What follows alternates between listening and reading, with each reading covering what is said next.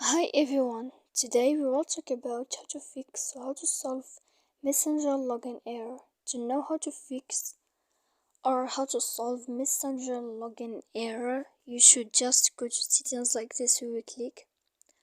After that, in this page, you will go to apps, default apps, app settings. When you will see this list, you will go down to find the application of Messenger and you will enter in this application here. Then in this page you will go to click for stop. After that you will enter to storage. When you will see this page you will click clear cache. Then you will go to click clear data. And after all that, when you will end this, you can update your application. So please don't forget to support us by like and subscribe. See you next time in another video, and thank you for watching.